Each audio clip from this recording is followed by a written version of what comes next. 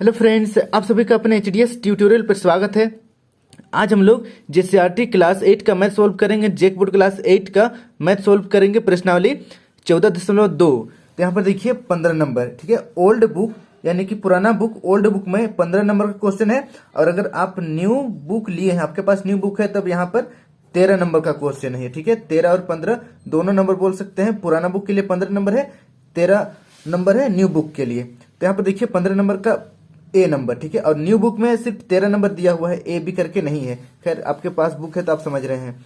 यहाँ पर देखिए ए नंबर में एक फोटो फ्रेम की बाहरी माप 36 सेंटीमीटर गुना 42 सेंटीमीटर है तथा अंदर की माप 24 सेंटीमीटर गुना 30 सेंटीमीटर है। यदि फ्रेम के प्रत्येक खंड की चौड़ाई समान है तो फ्रेम का कुल क्षेत्रफल ज्ञात कीजिए। यहाँ पर देखिए फोटो फ्रेम दिया हुआ है। यहाँ पर फोटो फ्रेम का बाहरी भाग का जो माप है 36 गुना 42 है और अंदर देखिए 24 गुना 30 है। तो हम लोगों को फ्रेम का क्षेत्रफल निकालना है। फ्रेम ये है हमारा फ्रेम, ठीक है। ये हमारा फ्रेम है। तो यहाँ पर जो पेंसिल से मैंने डार्क किया है, ये है हमारा फ्रेम। फ्रेम का क्षेत्रफल निकालना है। तो क्या करेंगे हम लोग, पहले देखिए फ्रेम का बाहरी भाग का जो क्षेत्रफल है उसमें से अंदर का क्षेत्रफल को माइनस कर देंगे तो बीच वाला भाग का क्षेत्रफल मिल जाएगा। तो पहले हम लोग फ्रेम का बाहरी भाग का क्षेत्रफल निकाल लेते हैं, ठीक है। यहां से हमारा हल शुरू होता है। तो यहां पर लिखना है फ्रेम के बाहरी भाग का क्षेत्रफल बराबर लंबाई गुना चौड़ाई, ठीक है। लंबाई गुना चौड़ाई होता है बराबर, देखिए लंबाई कितना दिया हुआ है 36 सेंटीमीटर और चौड़ाई है 42। तो यहाँ पर हम लोग 36 गुना 42 लिख देते हैं। अब इसको सॉल्व करते हैं। 36 को 42 से गुना करेंगे तो टोटल हमारे पास आ जाएगा 1512 सेंटीमीटर स्क्वायर। कोई दिक्कत नहीं है। ये फ्रेम का बाहरी भाग का क्षेत्रफल यानी कि पूरा फ्रेम का, अंदर का भी है तो अंदर का माइनस करेंगे हम लोग, तो अंदर का भी हम लोग पहले निकाल लेते हैं। तो यहाँ पर लिखना है फ्रेम के भीतरी भाग का क्षेत्रफल बराबर, यहां पर फॉर्मूला सेम होगा, लंबाई गुनी चौड़ाई बराबर। देखिए लंबाई है अभी यहां पर आप देख सकते हैं 30 सेंटीमीटर गुना चौड़ाई है हमारा 24 सेंटीमीटर, 24 सेंटीमीटर। अब इसको गुना कर देते हैं। यहाँ पर आप सेंटीमीटर स्क्वायर लगा सकते हैं, यहाँ पर भी सेंटीमीटर स्क्वायर। एंड इसको गुना करेंगे देखिए 24 को 30 के साथ, तो यहाँ पर हमारा टोटल आ जाएगा 720, ठीक है। 720 आ जाएगा, 720 सेंटीमीटर स्क्वायर। अब यहाँ पर क्या करेंगे हम लोग, फ्रेम का क्षेत्रफल निकालेंगे, बाहरी भाग माइनस भीतरी भाग। तो यहाँ पर लिखते हैं अतः फ्रेम का कुल क्षेत्रफल बराबर फ्रेम के बाहरी भाग का क्षेत्रफल माइनस फ्रेम के भीतरी भाग का क्षेत्रफल। अब देखिए इसको हम लोग सोल्व करते हैं। फ्रेम के बाहरी भाग का क्षेत्रफल कितना है 1512, 1512 माइनस, यहाँ पर देखिए माइनस है तो यहाँ पर माइनस लगाएंगे। फिर देखिए फ्रेम के भीतरी भाग का क्षेत्रफल 720 है तो यहाँ पर 720 लिख देते हैं। अब इसको माइनस करेंगे, 1512 में 720 माइनस करेंगे तो टोटल हमारे पास आ जाएगा 992 सेंटीमीटर स्क्वायर। ये हो गया इसका आंसर, यानी कि फ्रेम का कुल क्षेत्रफल 792 सेंटीमीटर स्क्वायर। इसे आप नोट कर लीजिए। अब हम लोग बढ़ते हैं नेक्स्ट बी नंबर की ओर। बी नंबर में देखिए यहाँ पर आकृति दिया हुआ है, दो आकृति, ठीक है। निम्नलिखित आकृतियों का क्षेत्रफल ज्ञात कीजिए। इसको हम लोग आकृति ए मान लेते हैं और इसको आकृति बी मान लेते हैं। अब यहाँ पर देखिए जो न्यू बुक है उसमें शायद ये वाला क्वेश्चन नहीं दिया हुआ है। अगर दिया हुआ होगा भी तो 15 नंबर में नहीं है, किसी और नंबर में होगा ये क्वेश्चन, इसको देख लीजिएगा। सिर्फ ये ओल्ड बुक में दिया हुआ है। तो चलिए इसको सॉल्व करते हैं। सबसे पहले यहाँ पर देखिए समांतर चतुर्भुज है, यहाँ पर भी समांतर चतुर्भुज है और बीच में एक यहाँ पर आयत है, ठीक है। तो हम लोग इसका क्षेत्रफल पहले निकाल लेते हैं। इसको हम लोग नाम दे देते हैं, इस आकृति का नाम दे देते हैं यहाँ पर ए बी सी डी, ई के बाद यहाँ पर एफ, ई एफ, ठीक है। और इसका भी नाम दे देते हैं हम लोग, यहाँ पर हम लोग दे देते हैं इसको M N O P Q R S T, ठीक है। हम लोग नाम दे दिए। अब ये वाला आकृति ए है, ये वाला आकृति बी है, तो हम लोग पहले आकृति ए का क्षेत्रफल निकालते हैं। आकृति ए का क्षेत्रफल बराबर, यहां पर देखिए दो समलंब चतुर्भुज है, एक तो ए बी सी डी है और दूसरा सी डी ई एफ, दो समलंब चतुर्भुज है। तो यहां पर हम लोग लिखेंगे समलंब चतुर्भुज, चतुर्भुज आप लिख भी सकते हैं और यहाँ पर डायग्राम भी आप बना सकते हैं। मैंने डायग्राम बनाया चतुर्भुज। देखिए समलंब चतुर्भुज A B C D, A B C D का क्षेत्रफल जोड़ समलंब चतुर्भुज C D E F, C D E F का क्षेत्रफल। अब यहां पर देखिए समलंब चतुर्भुज है, ठीक है। समलंब चतुर्भुज का क्षेत्रफल का फॉर्मूला इस तरीके से होता है 1/2 गुने, देखिए समांतर भुजाओं का योग गुना एच। तो यहाँ पर समांतर भुजा ये वाला सी डी और ए बी समांतर भुजा है, ठीक है, समलंब चतुर्भुज ए बी सी डी में। तो यहाँ पर सबसे पहले हम लोग लिखेंगे 1/2 गुना समांतर भुजाओं का योग, देखिए 24 और 15 है, तो इसको हम लोग जोड़ देंगे 24 जोड़ 15, फिर समांतर भुजाओं के योग के बाद गुना एच यानी कि हाइट, हाइट देखिए यहां से लेकर यहां तक 12 सेंटीमीटर दिया हुआ है, गुना 12, उसके बाद जोड़ है।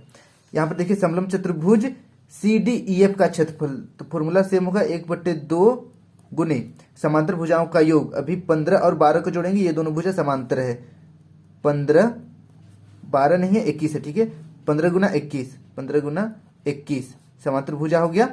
अब गुना, अब यहाँ पर देखिए ऊंचाई 10 है, 10 को यहाँ पर हम लोग गुना कर देंगे, ठीक है, यहाँ पर 10 है ऊंचाई। अब इसको सोल्व करते हैं, 1/2 है तो यहाँ पर लिखेंगे 1/2, फिर इसको जोड़ देंगे तो हो जाएगा 5 और 4 9, 1 और 2 3, 39 हो गया, गुना 12, फिर जोड़ 1/2, उसके बाद यहाँ पर गुना है तो यहाँ पर गुना लिख देंगे, 21 और 15 को जोड़ेंगे हम लोग, ठीक है, तो हो जाएगा 6 और यहाँ पर 3 हो जाएगा, 2 और 1 3 हो जाएगा, गुना, उसके बाद देखिए 10 है तो 10 को लिख देना है। अब सोल्व करते हैं, 2 और 12 को काट देते हैं, 2 1 2, 2 6 12, फिर 2 और 10 को काट देते हैं, 2 5 10। अब इसको हम लोग लिखते हैं, देखिए यहाँ पर 39 है, फिर गुना 6 है, गुना 6, फिर जोड़, उसके बाद 36 गुना 5, 36 गुना 5। अब इसको हम लोग सोल्व करेंगे, 39 को 6 के साथ गुना कर देते हैं, 9 6 54 का 4 हाथ में 5, 6 3 18, 18 और 5 को जोड़ेंगे तो 23 हो जाएगा, फिर जोड़। अब यहाँ पर देखिए 5 6 30, हाथ में 3, 5 3 15, 3 18, इस तरीके से 234 जोड़ 180 आ गया है। इसको जोड़ेंगे तो टोटल हमारे पास हो जाएगा 414, इस तरीके से 414 सेंटीमीटर स्क्वायर इसका आंसर आ गया है, ठीक है, आकृति ए का। अब आकृति बी का हम लोग क्षेत्रफल निकालते हैं। तो यहाँ पर देखिए आकृति बी में यहाँ पर एक ऊपर समलंब चतुर्भुज है एम एन ओ पी और यहाँ पर एक आयत है ओ पी आर क्यू, उसके बाद नीचे भी एक समलंब चतुर्भुज है क्यू आर एस टी। तो सबको हम लोग यहाँ पर क्षेत्रफल निकालकर जोड़ देंगे। आकृति बी का क्षेत्रफल बराबर, यहां पर से मैं स्टार्ट करता हूं, समलंब चतुर्भुज एम एन ओ पी का क्षेत्रफल जोड़ आयत ओ पी आर क्यू का क्षेत्रफल जोड़ समलंब चतुर्भुज नीचे वाला, यहाँ पर समलंब चतुर्भुज, इसका लाइन से हम लोग नाम लेते हैं QRTS। ठीक है, तो यहाँ पर हम लोग लिखेंगे QRTS का क्षेत्रफल। अब यहाँ पर सोल्व करते हैं। समलंब चतुर्भुज का क्षेत्रफल यह वाला है, देखिए आप देख सकते हैं 1/2 गुनी समांतर भुजाओं का योग बट्टे ऊंचाई h। ठीक है, तो यहाँ पर 1/2 गुना MNOP का समांतर भुजा 30 और 10 है। ठीक है, 30 और 10 है, तो यहाँ पर हम लोग 30 और 10 को जोड़ देंगे, 30 जोड़ 10। उसके बाद ऊंचाई यहाँ पर देखिए, ऊंचाई यहाँ पर टोटल यहाँ से लेकर यहाँ तक 70 दिया हुआ है, और बीच में देखिए यहाँ से लेकर यहाँ तक, यानी कि यहाँ से लेकर यहाँ तक आपका 20 सेंटीमीटर है। तो ऊपर और नीचे दोनों मिलाकर 70 में माइनस करेंगे 20। ठीक है, तो 50 बचेगा, 50 यहाँ पर 25, यहाँ पर 25 हो जाएगा। 50 ऊपर और नीचे दोनों मिलाकर 50 हो रहा है, तो ऊपर 25 नीचे 25। इस तरीके से h बराबर 25 सेंटीमीटर यहाँ पर आएगा। यहाँ से लेकर यहाँ तक 25 सेंटीमीटर है। ठीक है, तो चलिए इसको हम लोग अब सोल्व करते हैं। यहाँ पर ऊंचाई में 25 हो जाएगा, 25, कोई दिक्कत नहीं है। अब प्लस आयत OPQR का क्षेत्रफल, तो यहाँ पर देखिए आयत OPQR यहाँ पर 10 गुना 20 हो जाएगा। तो इसको चलिए हम लोग लिखते हैं, लंबाई गुनी चौड़ाई होता है इसलिए 10 गुना 20, फिर जोड़ समलंब चतुर्भुज QRTS का क्षेत्रफल, तो 1/2 गुने समांतर भुजा, यहाँ पर देखिए ये वाला समलंब चतुर्भुज का बात हो रहा है। ठीक है, तो यहाँ पर देखें तो समांतर ये दोनों है, और यहाँ पर 10 है तो यहाँ पर भी 10 होगा, और नीचे 30 है, 10 जोड़ 30 हो जाएगा। तो यहाँ पर लिखते हैं 10 जोड़ 30 ब्रैकेट बंद, फिर गुना ऊंचाई इसका भी 25 हो जाएगा, कोई दिक्कत नहीं है। अब चलिए इसको हम लोग सोल्व करते हैं। यहाँ पर सोल्व करेंगे 1/2 गुना 10 और 30 को जोड़ेंगे, यानी कि 30 10 को जोड़ेंगे तो 40 हो जाएगा, गुना यहाँ पर 25, फिर जोड़ दोनों गुना करेंगे तो 200 हो जाएगा, फिर जोड़ उसके बाद 1/2 फिर 10 और 30 को जोड़ेंगे तो यहाँ पर 40 हो जाएगा, फिर गुना 25 है, गुना 25। अब ये वाला 2 और ये वाला 40 कट जाएगा, 20 बचेगा। ठीक है, अब ये वाला 2 2 1 2 और यहाँ पर 20 हो जाएगा। ठीक है, कट जाने के बाद अब चलिए हम लोग जो बच गया उसको साफ साफ नीचे लिखते हैं। यहाँ पर 20 बच गया है, 20 गुना यहाँ पर 25, फिर जोड़ यहाँ पर 200, उसके बाद जोड़ 20 गुना 25, 20 गुना 25 बराबर। अब यहाँ पर देखिए 25 दूना 50 होता है और 50 होता है। ठीक है, यहाँ पर एक जीरो है तो एक जीरो लगा देंगे। इस तरीके से यहाँ पर 500 हो गया, जोड़ यहाँ पर देखिए फिर 200 है, जोड़ फिर से इसको जोड़ेंगे यहाँ पर तो 500 भी हो जाएगा। ठीक है, गुना करेंगे 25 को 20 से तो 500 हो जाएगा, 500 हो गया। अब सबको जोड़ देते हैं, यहाँ पर 500 500 1000, 1000 में 200 जोड़ेंगे तो 1200 हो जाएगा, 1200। इस तरीके से 1200 सेंटीमीटर स्क्वायर, ये हो गया इसका आंसर। आई होप समझ में आया होगा, इसे आप नोट कर लीजिए। अब बढ़ते हैं हम लोग नेक्स्ट 60 नंबर की ओर। 60 नंबर का क्वेश्चन देखिए, चतुर्भुज ABCD का क्षेत्रफल ज्ञात कीजिए जिसमें AC बराबर 24 सेंटीमीटर, DM लंब AC है और BN लंब AC है। DM बराबर 7 सेंटीमीटर, BN बराबर 8 सेंटीमीटर। यहाँ पर हम लोग चलिए लिख देते हैं। देखिए AC यहाँ से यहाँ तक, ठीक है, 24 सेंटीमीटर है, 24 सेंटीमीटर। और यहाँ पर लंब है, ये तो यहाँ पर लंब दिया हुआ है दोनों में। ठीक है, चलिए, और ये भी हो गया। DM इसका ऊंचाई 7 सेंटीमीटर है, और BN इसका ऊंचाई 8 सेंटीमीटर है, कोई दिक्कत नहीं है। तो हम लोगों को यहाँ पर देखिए चतुर्भुज ABCD का क्षेत्रफल निकालना है, तो इसको हम लोग दो तरीके से निकाल सकते हैं। ठीक है, मैं दोनों तरीका यहाँ पर बताऊंगा 16 नंबर में, और बाकी नेक्स्ट जो क्वेश्चन है उसमें मैं सिर्फ एक तरीका से बताऊंगा। 16 नंबर को दो तरीका से बता रहा हूँ। सबसे पहले यहाँ पर देखिए दो त्रिभुज बन रहा है। अगर आप गौर से देखिए दो त्रिभुज बन रहा है, एक त्रिभुज यहाँ पर ऊपर बन रहा है, ठीक है, और एक त्रिभुज बन रहा है नीचे। दोनों त्रिभुज का क्षेत्रफल निकाल कर दोनों को जोड़ देंगे तो चतुर्भुज ABCD का क्षेत्रफल निकल जाएगा। आसान है। तो चलिए पहले हम लोग यही कर लेते हैं। देखिए यहाँ पर लिखेंगे हल में चतुर्भुज ABCD का क्षेत्रफल बराबर त्रिभुज ACD का क्षेत्रफल जोड़ ABC, ठीक है, त्रिभुज ABC का क्षेत्रफल। ज्यादा हार्ड नहीं है। अब त्रिभुज का क्षेत्रफल का फॉर्मूला तो आप लोगों को पता ही होगा।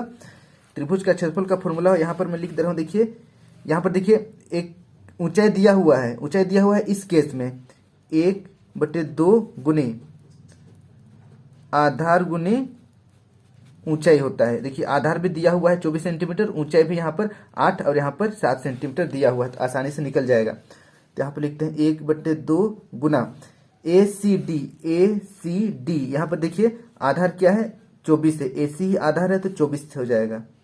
24 गुना, अब ऊंचाई देखिए यहाँ पर DM ऊंचाई है तो 7 सेंटीमीटर, यहाँ पर 7 लिख दिए हम, ठीक है। फिर जोड़ त्रिभुज ABC में देखिए यहाँ पर फॉर्मूला है 1/2 गुनी आधार तो देखिए सेम होगा 24।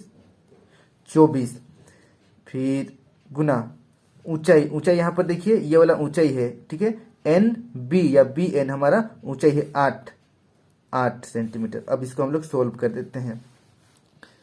यहाँ पर सोल्व कर देंगे, पहले काट देंगे इसको 2 1 2, उसके बाद 2 1 2 4 2 दूना 4, ये कट गया। अब इसको भी काट देते हैं 2 1 2, यहाँ पर 2 चौके 8, कोई दिक्कत नहीं है।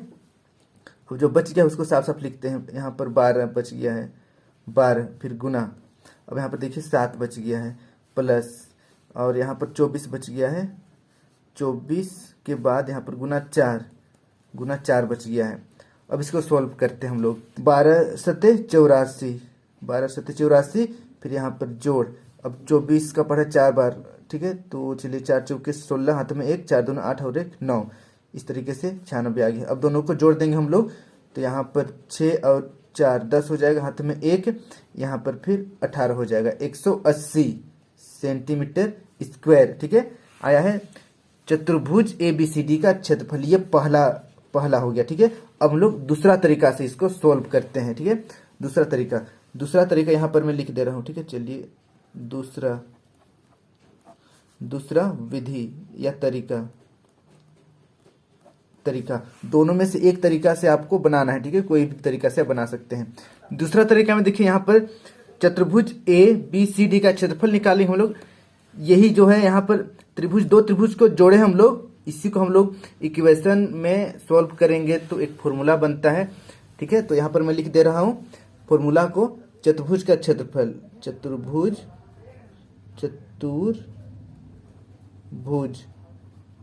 का क्षेत्रफल बराबर 1/2 गुना पहला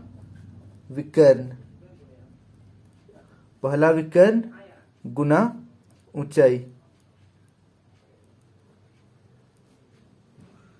ऊंचाई का योग। कोई दिक्कत नहीं, यहां पर देखिए ऊंचाई का योग। चतुर्भुज का क्षेत्रफल बराबर पहला विकर्ण गुना ऊंचाई का योग। यहाँ पर देखिए विकर्ण क्या है, ये वाला हमारा विकर्ण है, AC हमारा विकर्ण है, और ऊंचाई का योग यानी कि ये वाला ऊंचाई और ये वाला ऊंचाई, दोनों ऊंचाई को जोड़ देंगे हमारा क्षेत्रफल आ जाएगा। तो देखिए 1/2 गुना पहला विकर्ण हमारा 24 ही है, 24 लिखना है, फिर गुना। अब यहाँ देखिए ऊंचाई का योग, ऊंचाई हमारा देखिए एक तो 7 सेंटीमीटर है, दूसरा 8 सेंटीमीटर है। 7 जोड़ 8 दोनों को ब्रैकेट में रख देना है। अब इसको सोल्व करते हैं। 2 1 2, फिर 2 1 2, 2 दूना 4, ठीक है। 2 दूना 4 12 आ गया है। अब 12 को यहाँ पर लिखेंगे गुना, दोनों को जोड़ देंगे, दोनों को जोड़ेंगे तो यहाँ पर हो जाएगा 15, ठीक है। अब इसको हम लोग गुना कर देते हैं 15 और 12 को, ठीक है। 15 दूना 30, हाथ में 3, 15 1 15 और 3 18, देखिए 180 सेंटीमीटर स्क्वायर आ चुका है। तो इस तरीके से यहाँ पर हम लोग लिखेंगे चतुर्भुज एक्चुअल में नाम लिख देते हैं इसका ABCD, ठीक है। चतुर्भुज ABCD का क्षेत्रफल नीचे, अतः चतुर्भुज ABCD का क्षेत्रफल बराबर 180 सेंटीमीटर स्क्वायर। ये हो गया हमारा आंसर। देखिए दोनों में 180 आया है, दो त्रिभुज का योग को जोड़ेंगे तो भी 180, और नीचे अगर फॉर्मूला से बनाएंगे तो भी 180 आया है। तो आपको जो भी तरीका अच्छा लगता है उसमें बना लीजिएगा। ये वाला तरीका थोड़ा इजी है, बस फॉर्मूला याद कर लीजिएगा, 1/2 गुना पहला विकर्ण गुना ऊंचाई का योग, आसानी से निकल जाएगा, ठीक है। तो चलिए अपन लोग पढ़ते हैं नेक्स्ट 17 नंबर की ओर। 17 नंबर का क्वेश्चन देखिए, किसी चतुर्भुज का एक विकर्ण 18 मीटर लंबा है और सम्मुख शीर्ष से इस पर डाला गया लंब, देखिए यहाँ पर 9.5 मीटर तथा 6.5 मीटर है। तो चतुर्भुज का क्षेत्रफल ज्ञात कीजिए। फॉर्मूला से बनाएंगे हम लोग। ये इस तरीके से है, एक विकर्ण है, मानकर चलिए ये हमारा विकर्ण है, ठीक है। विकर्ण यहाँ पर देखिए 18 सेंटीमीटर दिया हुआ है, और यहाँ पर शीर्ष से देखिए, और इसके शीर्ष से इस पर डाला गया लंब देखिए कितना है, 9.5 मीटर है। मानकर चलिए इधर हम लोग बना देते हैं इस तरीके से, यहाँ पर ये लंब है, ठीक है, ये वाला हमारा लंब है, और लंब का लंबाई देखिए कितना है, 9.5 मीटर, और ये वाला है 18 मीटर। अब यहाँ पर देखिए और एक लंब है 6.5 मीटर, तो इसको हम लोग ऊपर बना देते हैं। यहाँ पर मानकर चलिए 6.5 मीटर इस तरीके से। अब इसको हम लोग मिला देते हैं, ये वाला बन गया हमारा चतुर्भुज। इसका नाम दे देते हैं हम लोग ABCD। इसका क्षेत्रफल निकालना है। यहाँ पर लंब है, ठीक है, यहाँ पर एक लंब है, यहाँ पर एक लंब है, और यहाँ पर विकर्ण दिया हुआ है 18। तो चलिए हम लोग डायरेक्ट फॉर्मूला से इसको बनाते हैं। यहाँ पर मैं लिखूंगा चतुर्भुज, यहाँ से हल है, ठीक है। चतुर्भुज ABCD का क्षेत्रफल बराबर 1/2 गुना पहला विकर्ण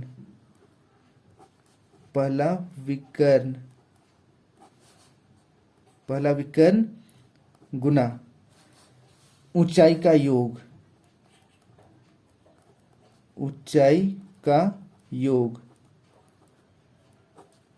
कोई दिक्कत नहीं है, बराबर। अब देखिए 1/2, पहला विकर्ण क्या है, ये वाला, ठीक है, ये हमारा विकर्ण है 18 मीटर गुना, फिर ऊंचाई का योग देखिए यहाँ पर 9.5 और 6.5 को जोड़ देना है, 9.5 जोड़ 6.5 को जोड़ देना है, बराबर 1/2 गुना, यहाँ पर 18 है गुना, अब दोनों को जोड़ देंगे तो यहाँ पर 5 और 5 को जोड़ेंगे 10 हो जाएगा, हाथ में 1, और यहाँ पर 6 और 9 को जोड़ेंगे तो 15 हो जाएगा, और हाथ में 1 उसको जोड़ेंगे तो 16 हो जाएगा। तो यहाँ पर इस तरीके से 16.0, ठीक है, 16.0 आ गया है, ब्रैकेट में है। अब इसको सोल्व करते हैं, 2 1 2, 2 9 18, 9 और 16 को गुना कर देंगे, 9 गुना यहाँ पर 16 बराबर 16 9 144। इस तरीके से 144 सेंटीमीटर स्क्वायर हमारा आंसर आ गया है। आई होप ये समझ में आया होगा। इसे आप नोट कर लीजिए, अगर कहीं पर दिक्कत हुआ है तो मुझे कमेंट कर दीजिए, मैं डाउट सेशन में क्लियर कर दूंगा। अब बढ़ते हैं नेक्स्ट हम लोग 18 नंबर की ओर। 18 नंबर का क्वेश्चन देखिए, एक चतुर्भुज का क्षेत्रफल देखिए 121 वर्ग मीटर है, उसका विकर्ण की लंबाई ज्ञात कीजिए। देखिए क्षेत्रफल दिया हुआ है, विकर्ण हम लोगों को ज्ञात करना है, जिसके सम्मुख कोनों से उस पर डाला गया लंब 8 मीटर और 14 मीटर है। तो यहाँ पर देखिए इस तरीके से एक चतुर्भुज मानकर चलिए, ठीक है, ये हमारा विकर्ण है, मान लेते हैं ये विकर्ण है, विकर्ण हम लोगों को ज्ञात करना है, और एक लंब डाला गया है, ये लंब हमारा 14 मीटर है, और इस तरीके से इसको मिला देते हैं, इधर से इसको मिला देते हैं, ठीक है, और ये हमारे यहाँ पर लंब है, और एक दूसरा लंब 8 मीटर का है। तो मानकर चलिए यहाँ पर एक लंब है जो 8 मीटर का है। अब इस तरीके से इसको मिला देते हैं, यहाँ पर एक लंब है, ये वाला है 8 मीटर और ये वाला 14 मीटर। तो हम लोगों को इसका लंबाई ज्ञात करना है, नाम दे देता हूं मैं, चलिए AC ज्ञात करना है, ठीक है। तो यहाँ पर हम लोग सेम फॉर्मूला अप्लाई करेंगे, यहाँ से हल हो रहा है, ठीक है। यहाँ पर लिखना है चतुर्भुज ABCD का क्षेत्रफल बराबर 1/2 गुना पहला विकर्ण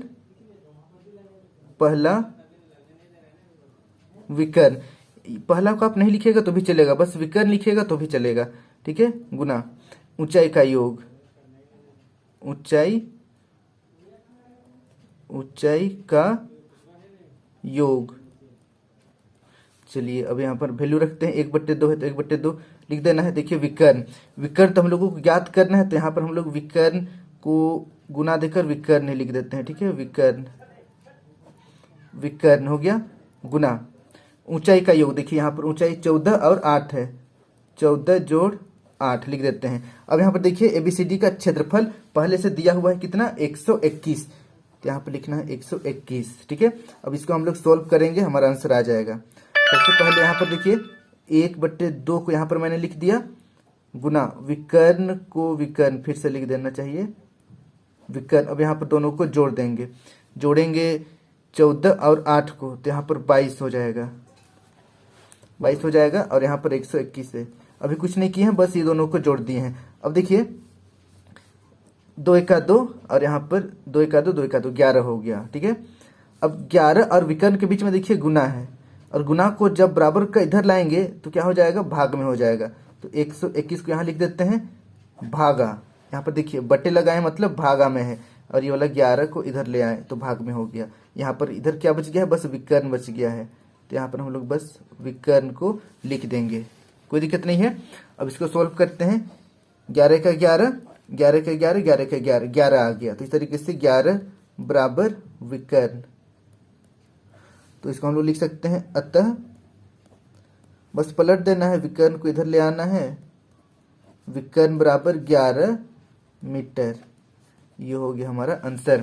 आई होप समझ में आया होगा। अगर कहीं पर दिक्कत हुआ है तो मुझे कमेंट कर दीजिए, मैं डाउट सेक्शन में क्लियर कर दूंगा। और वीडियो अच्छी लगी तो वीडियो को लाइक करके अपने सभी दोस्तों के साथ जरूर शेयर करें, ताकि उनको भी इस वीडियो का लाभ हो सके। और आप मेरे HDS ट्यूटोरियल 2.0 को भी सब्सक्राइब कर सकते हैं, और वहाँ पर जो मैं वीडियो अपलोड करता हूँ उसका फायदा उठा सकते हैं। वहाँ पर मैं एनिमेशन वीडियो अपलोड करता हूँ, ठीक है, साइंस का क्लास 8 9 का, और मैथ का भी जल्द ही अपलोड कर दूंगा। तो जाकर HDS ट्यूटोरियल 2.0 को भी जरूर सपोर्ट कीजिए। Thank you.